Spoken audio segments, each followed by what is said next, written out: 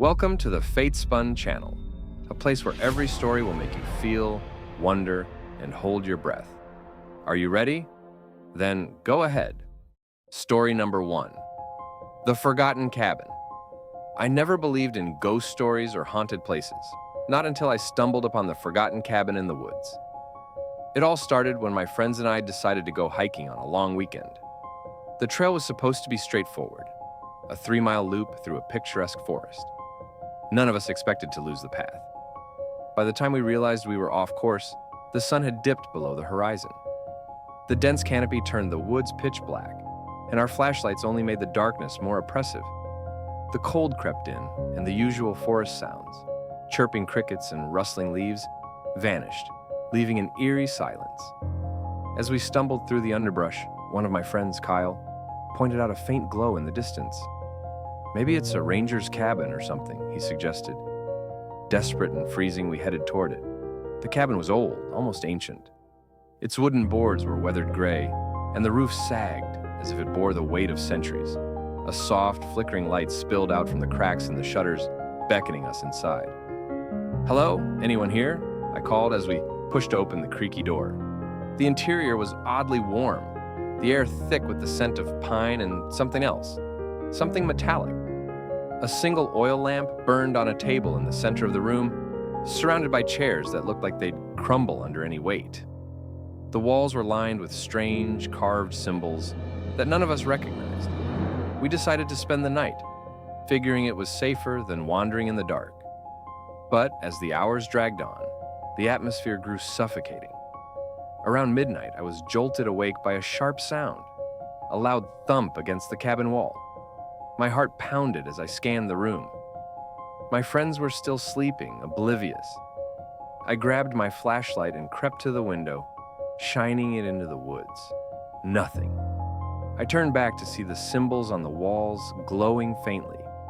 Panic set in as I tried to wake my friends, but they wouldn't stir, no matter how hard I shook them. The thumping grew louder, rhythmic, like footsteps.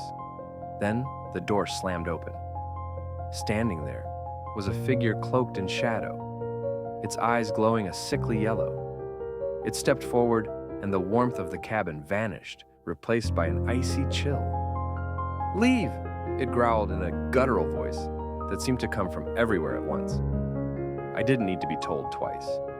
I grabbed my bag and bolted into the night, leaving my friends behind. My legs burned as I ran through the forest, but I didn't stop until I stumbled onto the main trail and collapsed.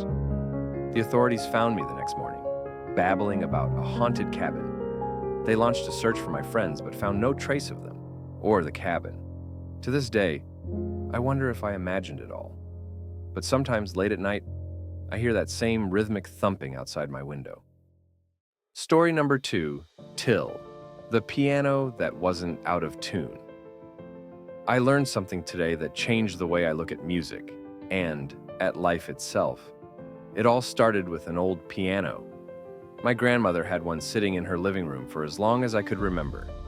The upright mahogany relic had been with her since the 1940s.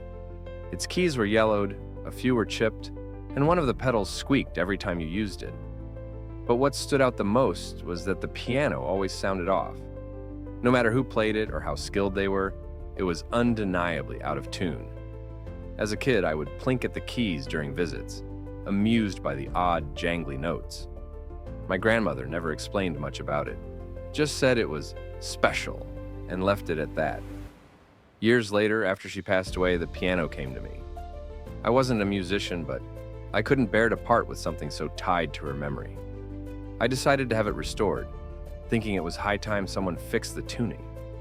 When the piano technician came, he spent hours examining it, testing the keys, and fiddling with the strings. His brow furrowed deeper the longer he worked. Finally, he looked at me and said, "This piano isn't out of tune, it's just different." I was baffled. "What do you mean?" "It's always sounded strange." He explained that the piano was tuned to something called just intonation, a tuning system that predates the modern, equal-tempered scale most instruments use today.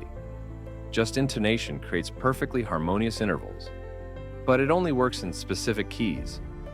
Play outside those keys, and it sounds, well, off. This blew my mind. My grandmother hadn't been neglecting the piano's maintenance. She'd been preserving a piece of musical history. The piano's unique tuning was deliberate, not flawed. Curious, I did some digging and learned that just intonation was used in ancient music and is still preferred by certain purists for its pure, resonant sound. It was like discovering that my grandmother's old piano was a time machine, a relic of a forgotten world. I started seeing the piano in a new light. It wasn't broken, it was unique. And maybe, just maybe, my grandmother had kept it that way on purpose. Now, every time I hear those off notes, I smile. They're a reminder that not everything has to fit into today's standard to be beautiful. Sometimes the things that seem broken are the most extraordinary of all. Story number 3, ATA for not letting my sister borrow my car. After she crashed it once, I'm 28 years, and my younger sister, Claire, 25, and I have always had a decent relationship, at least until this incident. Claire is what you'd call a free spirit, spontaneous, carefree, and, well, a little reckless.